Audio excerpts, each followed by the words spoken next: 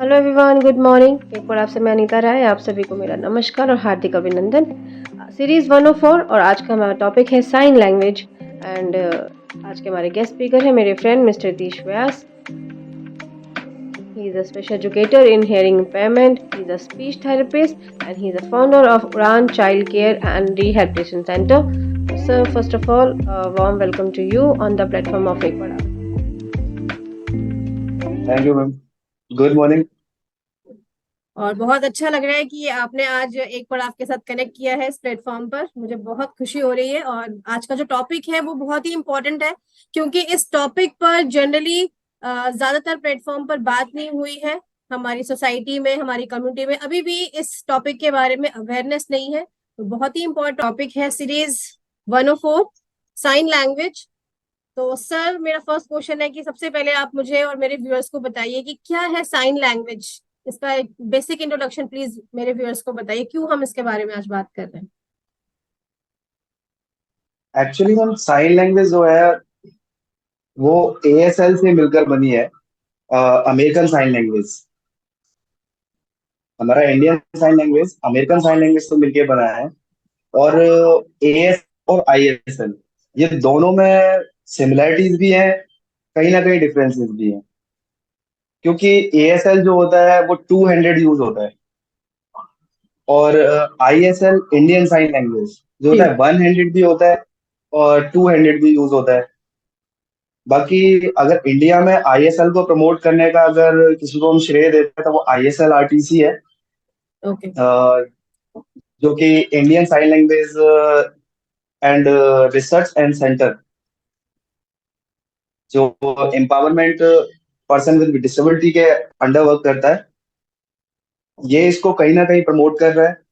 और ISL RTC ने actual में क्या किया है कि बच्चों की स्पेशल नीड्स को देखते हुए हम्म। एक 3,000 वर्ड्स की एक डिक्शनरी रेडी की है, जो स्पेशल नीड्स वाले बच्चों के लिए कहीं ना कहीं यूजफुल है, और जो स्पेशल फील्ड में एक्चुअली वर्क कर रहे हैं ये उनके लिए भी बहुत ज्यादा यूजफुल है। इसलिए हम ये कह सकते हैं कि ISL RTC Indian sign language को कहीं ना कहीं प्रमोट कर रहा है, और ये जरूरी भी है। इंडियन साइन लैंग्वेज है क्या, किस भाषा में हम इसके पर बात करते हैं? जैसे कि हिंदी में अगर हम बात करते हैं, हिंदी लैंग्वेज में तो हम हिंदी भाषा में बात करते हैं। अगर हम इंग्लिश में बात करते ओके। हैं, जो कि हमारी ग्लोबल नीड है आजकल, तो हम इंग्लिश में बात करते हैं। तो इंडियन साइन लैंग्वेज में हम किस तरह से बात करते हैं?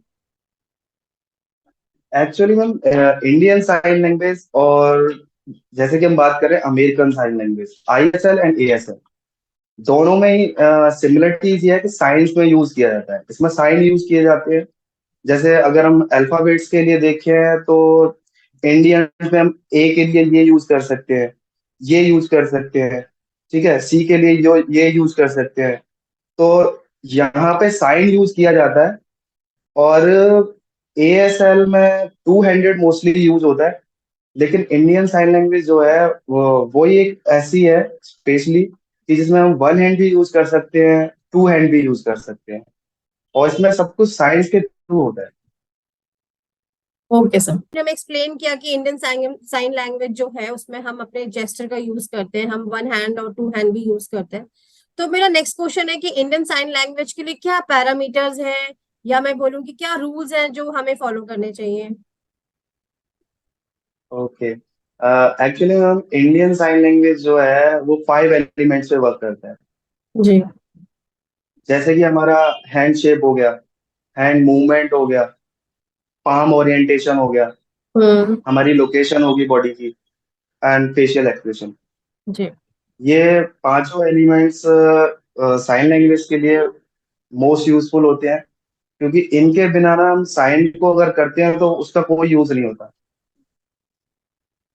सबसे पहले हमारा ये जानना जरूरी है कि रूल्स, पैरामीटर एंड टर्म्स, ये कहीं ना कहीं एक सिमिलर वर्ड है इंडियन जी। साइन लैंग्वेज के लिए। हम्म। इसमें इसमें जो रूल्स होते हैं वो आईएसएल के लिए बहुत मायना रखते हैं। जैसे कि हमारा हैंड शेप है, सबसे पहले आईएसएल के वर्ड को यूज करने के लिए हैंड शेप जरूरी होता है। क्लियरली विजिबल, अगर हम कोई भी साइन कर रहे हैं तो उसके लिए हैंड हमारा विजिबल होना चाहिए, हैंड शेप विजिबल होना चाहिए प्रॉपर, जिससे बच्चों को किसी भी साइन का यूज प्रॉपर समझ आ सके, जी।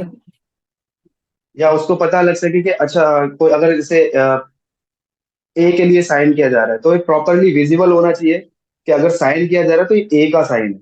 अगर हम इसको ऐसे करते हैं ऐसे करते हैं तो ये बच्चे को समझ में नहीं होगा और ना विजिबल होगा। तो हम्म। प्रॉपर ए का साइन ये होता है अगर हम वन हैंड यूज करते हैं। ओके। ऐसे ही अगर हम देखें तो हमारा हैंड मूवमेंट है, हैंड मूवमेंट हमारा ए के लिए साइन है, बी के हम्म। लिए साइन है, डी के लिए साइन है। तो हैंड मूवमेंट कहीं ना कहीं हमारे मैटर करते हैं इस चीज के लिए। नेक्स्ट हमारा टर्म है पाम ओरिएंटेशन। हम्म। पाम ओरिएंटेशन का यूज करते हैं हम, कभी फेसिंग आउट करते हैं, फेसिंग इन करते हैं, up down left okay. Right. तो पाम का भी कहीं ना कहीं इस पे फर्क पड़ता है। और एक नेक्स्ट है लोकेशन।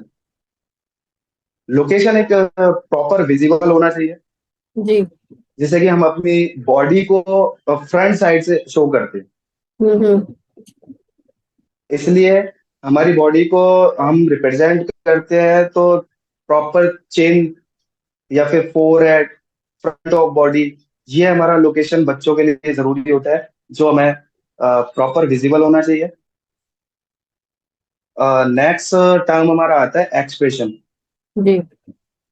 एक्सप्रेशन के लिए अगर देखा जाए तो टू टाइप्स हैं, जैसे कि फेशियल एक्सप्रेशन होता है, नेक्स्ट होता है हमारा बॉडी मूवमेंट। फेशियल एक्सप्रेशन में हमारा हेड, आईब्रोज, नोज, हम्म। लिप्स, ये मैटर करते हैं। जैसे अगर बच्चा बच्चे को हमने बताया कि इरिटेशन इरिटेशन के लिए क्या साइन यूज करेंगे, तो कहीं ना कहीं हम अपना फोर हेड स्विंग करते हैं, हम्म। तो साइन के थ्रू समझ आता है कि ये इरिटेशन है। राइट।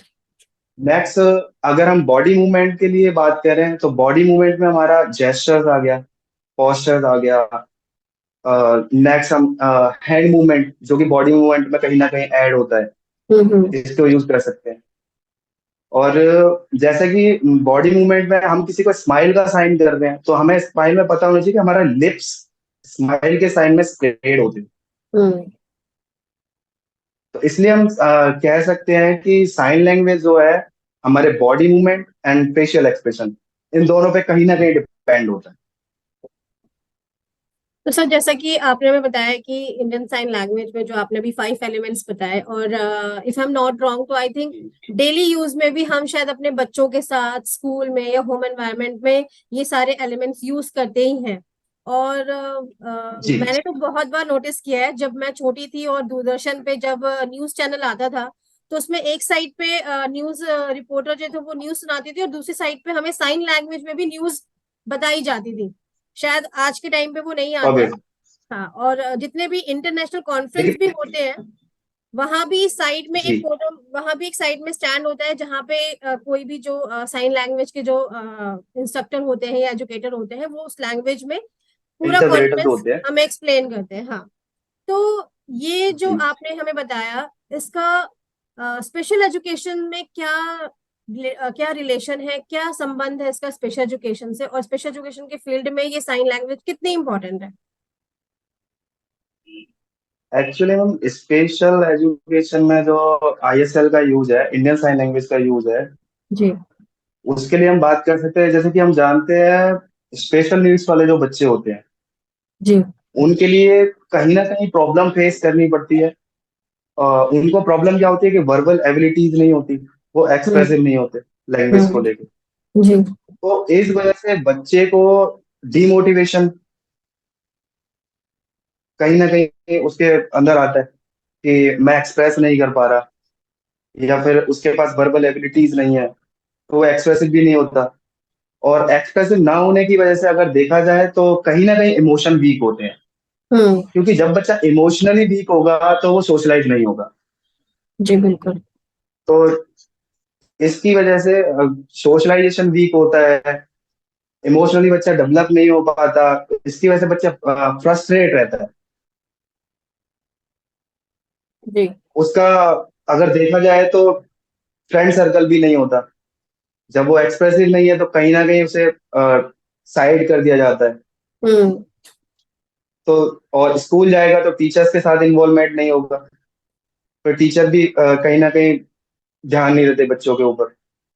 इस वजह से अगर देखा जाए तो बच्चों को सेल्फ स्टीम में लाने के लिए या मेन स्ट्रीम में लाने के लिए स्पेशल एजुकेशन में आईएसएल का नीड है।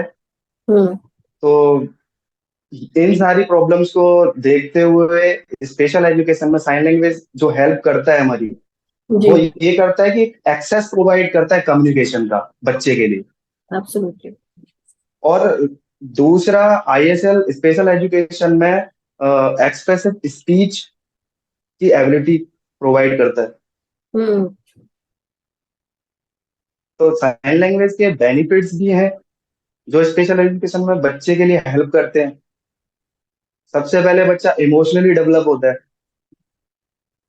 बेनिफिट में अगर हम देखा जाए तो इमोशनली डेवलपमेंट बच्चे का बहुत ज्यादा जरूरी होता है, और साइन लैंग्वेज उसमें कहीं ना कहीं हेल्प करता है।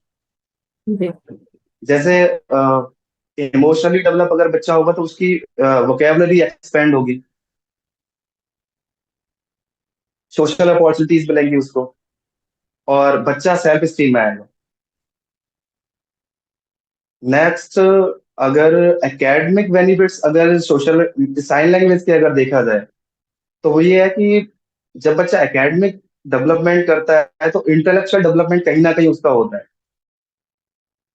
और इंटेलेक्चुअल डेवलपमेंट होगा तो स्पीच एंड लैंग्वेज जो डेवलपमेंट है वो ऑटोमेटिक स्टार्ट हो जाती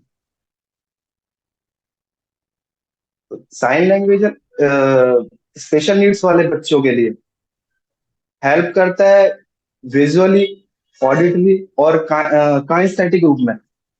जैसे कि किसी भी चीज के लिए हमने उसको कॉटन बताया, तो कॉटन को हम कैसे बच्चे को समझाएंगे? कॉटन उसको विजुअलाइज किया, उसको टच कराया, हम्म। तो बच्चे ने विजुअल किया, उसको बताया कॉटन है, ऑडिटरी यूज किया, काइनेस्थेटिक उसने टच करके देखा, तो उसको फिर वो कंसेप्ट समझ आता है, तो उसके लिए स्पेसिफिक साइन यूज किया जाता है। हम्म। तो आईएसएल बहुत सारी चीजों में बच्चों के लिए यूजफुल है। ये स्पेशल एजुकेशन में हेल्प करता है। लैंग्वेज लर्निंग डिसऑर्डर्स जो होते हैं बच्चों के, उसमें आईएसएल बेनिफिट है। जी। आईएसएल के थ्रू स्पीच लैंग्वेज डेवलपमेंट किया जा सकता है।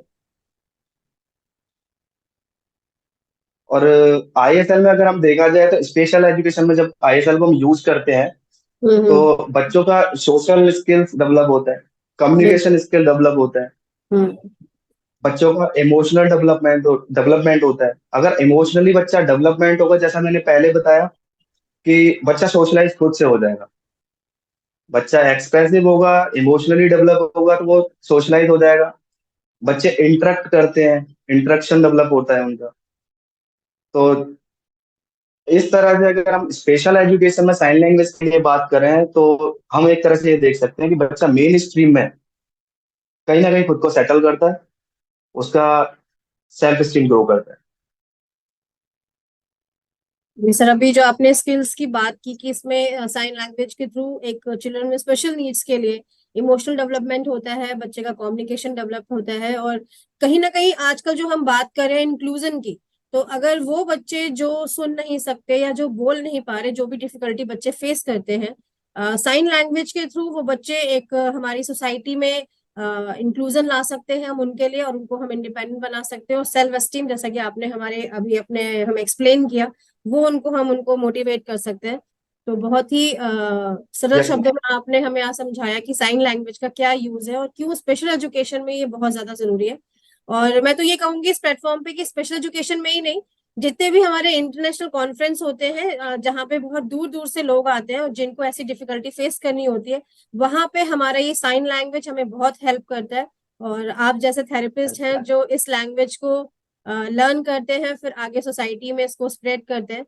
सो आप सबको थैंक यू सो मच कि ये लैंग्वेज, क्योंकि हम सब लोग बस हिंदी, इंग्लिश या फिर हमारी जो स्टेट लैंग्वेज होती है हमें सब वही पता होती है मोस्टली, बट ये लैंग्वेज भी लर्न करना बहुत जरूरी है, क्योंकि हमारी सोसाइटी में स्टूडेंट्स के लिए, बच्चों के लिए बहुत हेल्पफुल है। सोसाइटी में इंक्लूजन लाने के लिए बहुत हेल्पफुल है। सो सर, जी और कोई मैसेज आप हमारे व्यूअर्स को देना चाहेंगे? मैम, मैसेज के तौर पे हम यही बता सकते हैं कि आजकल साइन लैंग्वेज का यूज मैं तो ये कहता हूँ हर जगह किया जाना चाहिए। और जी नॉर्मल वे में आपने जैसे पहले बताया कि हम मोस्टली साइंस का यूज करते हैं, लेकिन हमें पता नहीं होता कि वो भी एक लैंग्वेज है। जी। हम जनरली घर में भी कई सारी चीजें हैं जो जिनमें साइंस का यूज करते हैं। हम्म। या अगर कहीं बाहर भी हम जा रहे हैं किसी प्लेटफॉर्म पर, वहां पे भी साइन यूज होता है। तो यही कह सकते हैं कि साइन लैंग्वेज को कहीं ना कहीं प्रमोट करना चाहिए। और मैं तो यही चाहूंगा कि स्कूल्स में भी इसको अलाउ करना चाहिए, इसके अलग से क्लासेस हों, कहीं ना कहीं बच्चों को साइन का सिखाया जाए, जिससे हम जो हमारे स्पेशल नीड्स वाले बच्चे हैं उनको हम साथ ले सकें, चल सकें और उनको मेन स्ट्रीम में ला सकें। बिल्कुल सर, बिल्कुल। चलिए सर, इतनी सुंदर बातें करने के लिए थैंक यू सो मच। और आज वेदर ओके बहुत ही मैम। खराब है, नेटवर्क की बहुत इशू थी, फिर भी हम लोग कनेक्ट कर पाए एक दूसरे से। So thank you so much. Okay, thank you ma'am. Thank you so much everyone for watching us, for listening अस। खुश रहिए, हंसते रहिए, स्माइल एंड पीस।